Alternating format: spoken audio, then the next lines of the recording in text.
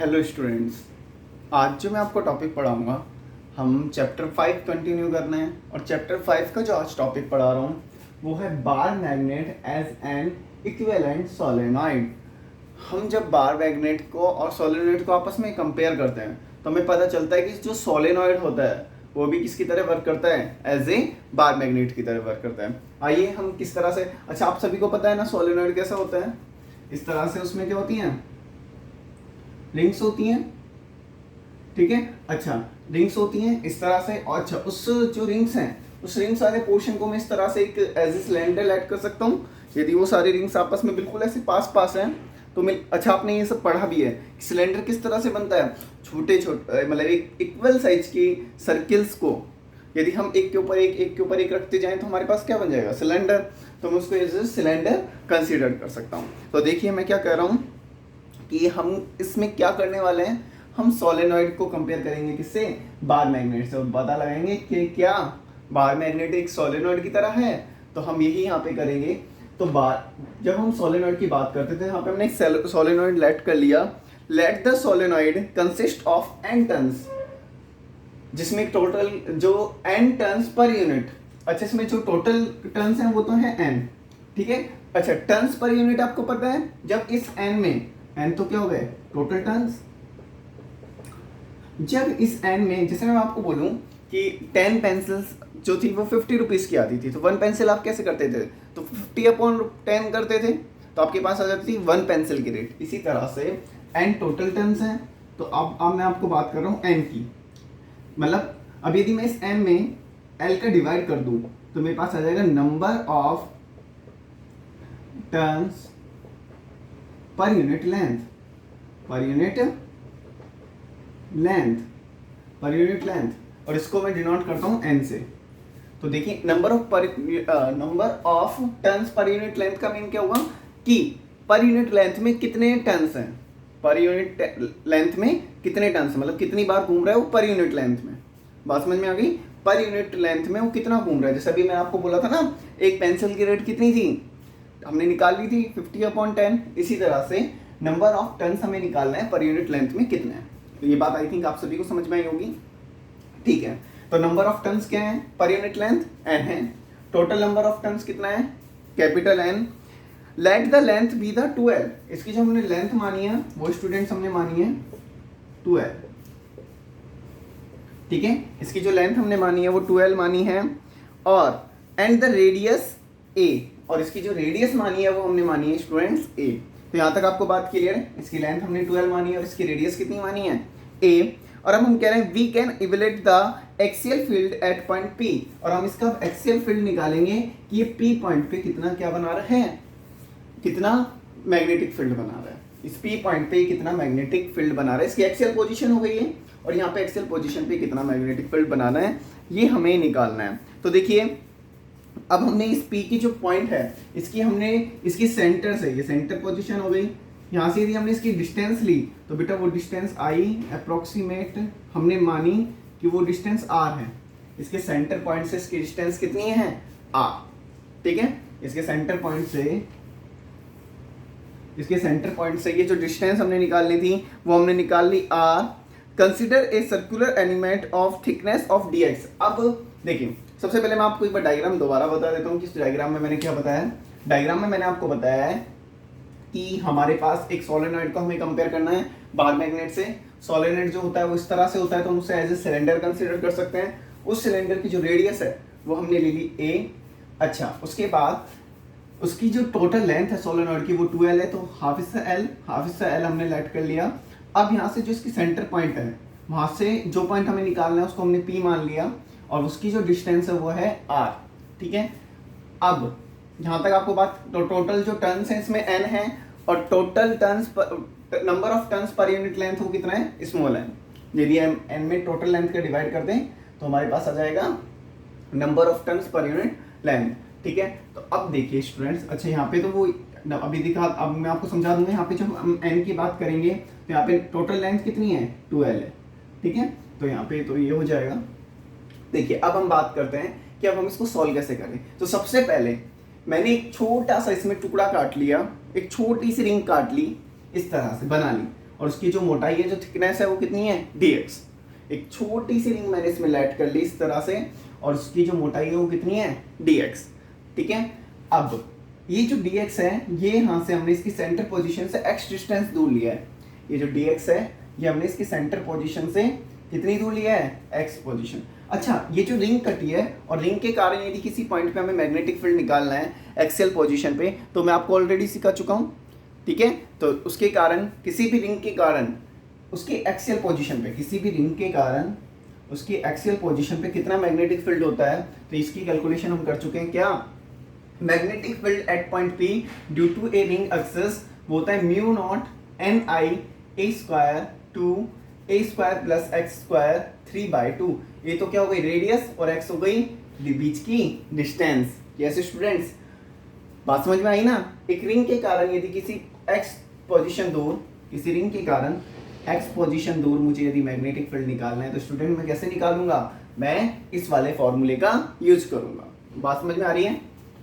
यदि मुझे P point पे निकालना है, इसकी रेडियस a है, तो मैं कैसे निकालूंगा, ये वाला फॉर्मूला। देखो मुझे सब कुछ पता है, म्यू नॉट पता है, n पता है, I यदि मुझे पता है, a मुझे पता है, a पता है, x पता है। ठीक है, तो मैं इससे क्या निकाल लूंगा, मैं इससे निकाल लूंगा ना मैग्नेटिक फील्ड P पॉइंट पे। ठीक है, अब ये जो मैंने छोटी सी रिंग काटी है, इसके कारण कितना मैग्नेटिक फील्ड होगा, तो ये हम निकाल लेते हैं। अच्छा, आप मुझे बताइए, नंबर ऑफ टर्न्स, जैसे मैंने आपको बोला कि एक पेंसिल की रेट है, जैसे मैंने बोला 5 रुपीज पर पेंसिल, यस ऐसे ही लिखूंगा, या पेन। ठीक है, 5 रुपीज पर पेन। अच्छा, एक पेन की रेट हमें पता चल गई कितनी है, 5 रुपीज, तो 5 पेन्स कितने के आएंगे, तो 5 मल्टीप्लाई 5। यस, तो इसी तरह से हमें स्टूडेंट्स पता है number of turns per unit length. Per unit length में कितने नंबर ऑफ टर्न्स है, n। तो इस dx मोटाई में, इस dx लेंथ में कितने टर्न्स होंगे, तो टर्न्स इन dx, तो इसको हो जाएगा n dx। जैसे अभी हमने निकाला ना, एक पेन की रेट 5 रुपीज है, तो 5 पेन कितने के आएंगे, तो 5 मल्टीप्लाई 5। तो इसी तरह से number of turns per unit length हमें पता है, यदि मैं उसको dx से मल्टीप्लाई कर दूंगा, तो मेरे पास टर्न इन इस dx पोर्शन में कितने टर्न्स हैं, हमें ये पता चल गए dx पोर्शन में कितने टर्न्स हैं। तो अब यहाँ पे फॉर्मूला अप्लाई कर देते हैं फॉर सोलेनॉइड। ठीक है, तो अब हम यदि इस छोटे से के कारण एक छोटा सा मैग्नेटिक फील्ड बनेगा, और वो छोटा सा मैग्नेटिक फील्ड क्या बनेगा स्टूडेंट्स, म्यू नॉट, अभी n की वैल्यू मैंने आपको बताई है, नंबर ऑफ टर्न्स इतने से पोर्शन में कितने हैं, n dx। तो अब की बार वैल्यू मैं रखूंगा स्टूडेंट्स n dx, i की जगह i, रेडियस इसकी भी a स्क्वायर है 2। ठीक है, अब देखिए, जिसको x square plus a square भी लिख सकते हैं, हम कुछ भी लिख सकते हैं, इधर की चीज इधर भी लिख सकते हैं, इधर की चीज, इससे हमें फायदा हो गया। देखो क्या, x क्या होता है, उस रिंग से कितनी दूर है वो पॉइंट। अच्छा, आप यहाँ पे इस डायग्राम में देखिए, ये रिंग का सेंटर पॉइंट है। अब रिंग से ये r डिस्टेंस दूर थोड़ी ना है, r डिस्टेंस तो इसकी सेंटर पॉइंट से है, और सेंटर पॉइंट से ये कितनी दूर है, x। तो ये रिंग की जो डिस्टेंस होगी वो जाएगी r माइनस एक्स। बात सभी को समझ में आई, यहाँ से यहाँ तक की r है, और ये इतनी सी x है, तो इसमें से x माइनस कर दूं, तो रिंग की इस पॉइंट से डिस्टेंस कितनी हो जाएगी, r माइनस एक्स। तो अब की बार स्टूडेंट्स में यहाँ पे x की जगह क्या रखूंगा, r माइनस एक्स का whole square plus a square 3/2। I think आपको यहाँ तक किसी को भी प्रॉब्लम नहीं होगी। एक बार आप सभी देख लीजिए मैंने यहाँ पे क्या किया है, सभी स्टूडेंट्स देख लीजिए कि मैंने यहाँ पे क्या किया है।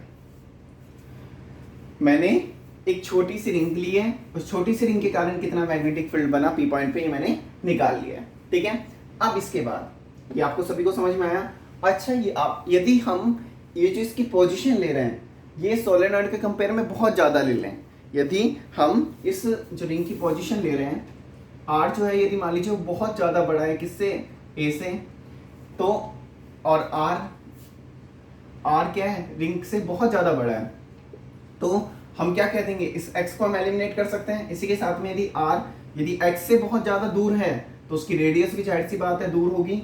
तो R यदि मान लीजिए A से भी बहुत ज़्यादा है, तो R यदि इस सोलेनॉइड से बहुत ज़्यादा दूर है, ये जो डिस्टेंस है बहुत ज़्यादा दूर है, हम ये मान के चल रहे हैं कि consider the 4 axial field at the solenoid, कि हम ये मान के चल रहे हैं कि जो R डिस्टेंस है वो यदि ज़्यादा दूर है, तो इन दोनों टर्म्स को हम एलिमिनेट कर सकते हैं। तो मैं क्या लिख दूंगा, dv equals to mu naught N d x I a square, और बेटा यहाँ पे हमने ये दोनों टर्म्स बहुत ज़्यादा बड़ी हैं तो मैंने लिख दिया 2, तो इस वाले को भी एलिमिनेट किया तो 0 आ गया, इस वाले को भी एलिमिनेट किया तो 0 आ गया, और यहाँ से बेटा आपका आ जाएगा 2r³, 2r³, तो आपका आया mu naught N d x I a square 2r³। यहाँ तक बात सभी को समझ में आई। अब हमारे पास dB आ गया, ये तो हमें dB पता चल गया, dB तो हमें पता चल गया, लेकिन हमें क्या करना है, देखो यहाँ पे मैंने किया क्या, यहाँ पे बेटा मैंने इन टर्म्स को हटा दिया जिसकी जो हमने लेट किए थे। अच्छा, ये तो हमारे पास dB आ गया, लेकिन आपको पता है ये तो हमने छोटे से हिस्से के कारण निकाला है, छोटे से हिस्से के कारण निकालना है। अब हमें छोटे से हिस्से के कारण पूरी का निकालना है, तो हम क्या करते हैं, इंटीग्रेशन करते हैं। सभी स्टूडेंट्स को पता है वाली बात, यदि हमें छोटे से हिस्से के कारण दिया हुआ है और हमें बड़े हिस्से के कारण निकालना है, तो बेटा हम क्या करते हैं, हम इसका इंटीग्रेशन करते हैं। अब इसका इंटीग्रेशन यदि मैं करूंगा तो देखिए क्या लिखूंगा, इसका इंटीग्रेशन किया, दोनों साइड में इंटीग्रेशन किया, x i स्क्वायर 2r³। अच्छा देखिए, i कांस्टेंट है, सोलेनॉइड की रेडियस कांस्टेंट है, डिस्टेंस कांस्टेंट है, नंबर ऑफ टर्न्स कांस्टेंट है, केवल जो बदल रहा है वो क्या बदल रहा है, dx जो पोर्शन है वो बदल रहा है, तो इसका इंटीग्रेशन, ये सारी कांस्टेंट हम बाहर आ जाएंगे, तो b equals to mu naught N I a square 2r³ integration of dx। और dx का इंटीग्रेशन कहाँ से कहाँ तक होगा स्टूडेंट्स, देखिए ये जो डिस्टेंस है, तो मान लीजिए हमने पॉजिटिव पॉइंट ये मान लिया, और जो इसका सेंटर पॉइंट है, तो यहाँ से यहाँ तक जा रही है प्लस है, और यहाँ से यहाँ तक कितनी जा रही है माइनस, टोटल 12 है ना, तो आप 0 से 12 भी लिख सकते हो यहाँ पे, ठीक है, या फिर -l से l भी लिख सकते हो, ठीक है। 0 कि हम यहाँ से स्टार्ट कर रहे हैं तो हम 0 से l भी लिख सकते हैं, और यदि हम सेंटर पॉइंट से स्टार्ट कर रहे हैं तो इधर प्लस है और इधर -l, तो इसका इंटीग्रेशन मैंने कर दिया -l से l। यदि आप 0 से 12 भी करेंगे तो भी कहीं गलत नहीं होगा, ठीक है। अब मैं इसका इंटीग्रेशन करता हूँ, ये मैंने यहाँ पे लिख दिया, ठीक है। अब मैं इसका इंटीग्रेशन करता हूँ स्टूडेंट्स, देखिए तो b equals to mu naught N I a square, और यहाँ पे स्टूडेंट्स बन गया 2r³, और ये जब dx का इंटीग्रेशन करोगे तो वो आ जाएगा x, लिमिट हो गई -l से l, तो वैल्यू हमने पुट करी तो mu naught N I a square, ये स्टूडेंट्स आ गया 2l 2r³। आगे सॉल्व करते हैं, म्यू नॉट 2l को मैंने n के पास में रख दिया, पाई से ही तो मैंने ऊपर एक मल्टीप्लाई कर दिया और पाई से ही मैंने नीचे मल्टीप्लाई कर दिया, इसको थोड़ा शॉर्ट फॉर्म में लिखने के लिए और अच्छा लिखने के लिए क्या किया मैंने, पाई से ही तो ऊपर मल्टीप्लाई कर दिया, पाई से नीचे, और 12 को इसके साथ, तो n12 का मीन्स n12 आपके क्या बन गए, देखो n, यदि यहाँ से मैं n की वैल्यू निकालूं तो वो क्या आ जाएगी, n मल्टीप्लाई 12, तो n12 से क्या बन जाता है, टोटल नंबर ऑफ टर्न। यदि n को 12 से मल्टीप्लाई कर देंगे तो क्या बन जाएगा students, total number of turns. तो मैं n12 की जगह क्या लिख सकता हूँ, b mu naught total number of turns i pi a square, किसी भी सर्किल का एरिया क्या होता है पाई r स्क्वायर, और यहाँ पे r क्या होता है रेडियस, और यहाँ पे रेडियस क्या है a, तो पाई a स्क्वायर अब की बार क्या बन जाएगा, एरिया बन जाएगा, ठीक है। ओके, आगे क्या बना 2 पाई r³। ओके स्टूडेंट्स, यहाँ तक आप सभी को बात क्लियर है, ठीक है। अच्छा, अब बहुत इंपॉर्टेंट एक बात मैं आपको बताने जा रहा हूँ, जो कि इस चैप्टर की बहुत इंपॉर्टेंट बात है और आपको याद रखनी है, ठीक है। चलो ठीक है, उसको मैं आपको बताता हूँ। तो देखिए स्टूडेंट्स, आप सभी को पता है, अच्छा ये पोर्शन आप सभी को क्लियर हुआ, यहाँ तक ये फॉर्मूला हमने जनरेट किया, आई थिंक आप सभी को क्लियर हुआ होगा। ये फॉर्मूला किस तरह से जनरेट हुआ है, बहुत ईजी है, कुछ इतना स्पेशल नहीं है, ठीक है। हमने बस इसको इंटीग्रेशन करते गए, देखो छोटी सी रिंग के कारण मैग्नेटिक फील्ड निकाल लिया ये वाला, अब इसको एलिमिनेट कर लिया, एलिमिनेट करने के बाद में क्या किया, बस इसका -l से +l तक क्या कर लिया हमने, इंटीग्रेशन कर लिया, और इंटीग्रेशन करने के बाद हमारे पास ये फॉर्मूला बन के आ गया। अब स्टूडेंट्स हम बात करते हैं क्या, यहाँ मैं आपको बताता हूँ। देखिए, यदि आपने एक जो हमने इलेक्ट्रिक चैप्टर पढ़ा था, हमने इलेक्ट्रिक डाइपोल पढ़ा था, सभी स्टूडेंट्स हमने इलेक्ट्रिक डाइपोल पढ़ा था, और इलेक्ट्रिक डाइपोल जब हमने पढ़ा था तो वहाँ से हमने टॉर्क निकाला था, उस टॉर्क का फॉर्मूला आया था PE sin थीटा। जब हमने टॉर्क निकाला था इलेक्ट्रिक फील्ड में जब हमने टॉर्क निकाला था तो कितना आया था पीई साइन थीटा। जब हमने एक इलेक्ट्रिक डाइपोल को किसी फील्ड में रखा था इलेक्ट्रिक फील्ड में तो वहाँ से जो टॉर्क आ रहा था वो कितना आ रहा था पीई साइन थीटा। अच्छा, अभी हमने लास्ट जो इससे पहले किया था 4th चैप्टर और हमने टॉर्क की वैल्यू निकाली थी। यदि हम किसी रेक्टेंगुलर कॉइल को या किसी रेक्टेंगुलर कॉइल को यदि मैग्नेटिक फील्ड में रखते हैं तो वहाँ से जो टॉर्क हमारे पास निकल के आ रहा था स्टूडेंट्स, वो हमारे पास निकल के आ रहा था NIA डी साइन थीटा। आप एक बार 4th चैप्टर रिवाइज कर लेना, आपको दिख जाएगा फॉर्मूला टॉर्क के नाम से। टॉर्क मैंने टॉपिक का नाम नहीं लिखवा रखा है, torque, how to torque produce in a rectangular coil. तो आप जब इसको कंपेयर करते हो तो यहाँ तो होता है E तो बराबर है B के साइन थीटा। तो ये जो NIA है यहाँ पे तो क्या है P, जो कि किसको शो करता है इलेक्ट्रिक डाइपोल को। अब यहाँ पे क्या है NIA, तो ये किसको शो करेगा मैग्नेटिक डाइपोल को। कंपेयरिंग करनी है हमें, जैसे कंपेयर करते हैं हम, तो हम जब दोनों को कंपेयर किया तो हम यहाँ से हमें पता चला जो M होता है वो होता है NIA, इसको हम बोलते हैं मैग्नेटिक डाइपोल। क्या बोलते हैं स्टूडेंट्स, मैग्नेटिक डाइपोल। और यहाँ से ही हम क्या करेंगे, इसकी वैल्यू यहाँ पे NIA की जगह मैं क्या रख सकता हूँ मैग्नेटिक डाइपोल। आई होप आप सबको ये वाली बात बहुत अच्छे से समझ में आई होगी कि यहाँ से हम मैग्नेटिक डाइपोल की वैल्यू निकाल सकते हैं। वो कितनी आ गई NIA। और यहाँ पे स्टूडेंट्स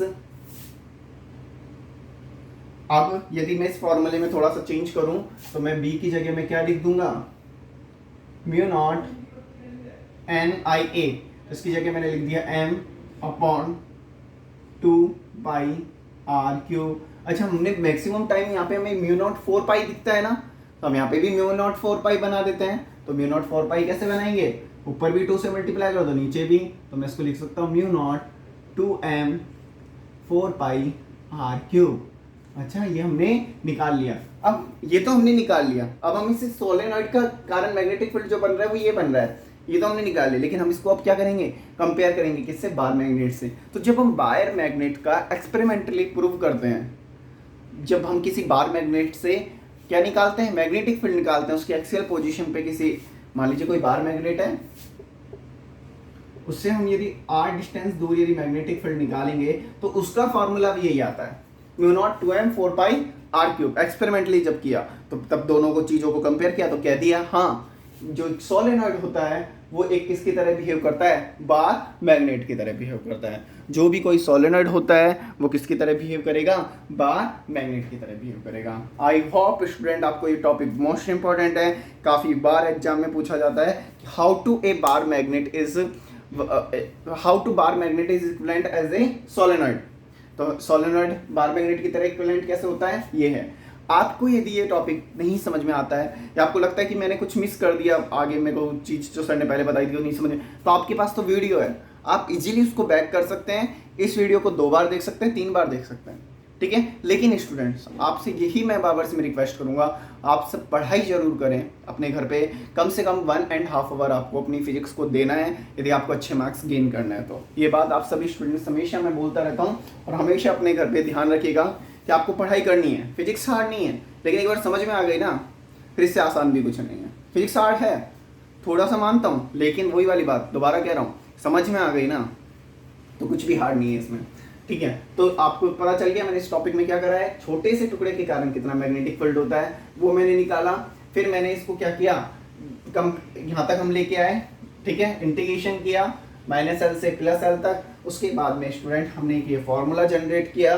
फॉर्मूला जनरेट करने के बाद में मैंने इसको कंपेयरिंग किया कि यहाँ से मेरे को पता चला मैग्नेटिक डाइपोल, ये बहुत इंपॉर्टेंट पॉइंट है कि मैग्नेटिक डाइपोल की वैल्यू कितनी आती है NIA, याद ही रख लीजिएगा आप, मैग्नेटिक डाइपोल की वैल्यू कितनी आती है NIA। और कैसे आया, कंपेयरिंग करने से आया, ठीक है। जब हमने इनको कंपेयर किया तो हमें पता चला कि मैग्नेटिक फील्ड डाइपोल का वैल्यू जो आ रहा है वो कितना आ रहा है NIA। और इसको बेटा तब सॉल्व करके हमने जब मैग्नेटिक फील्ड निकाला तो हमारे पास ये वाली वैल्यू आ गई। आई होप आपको ये टॉपिक स्टूडेंट्स बहुत अच्छे से समझ में आया होगा।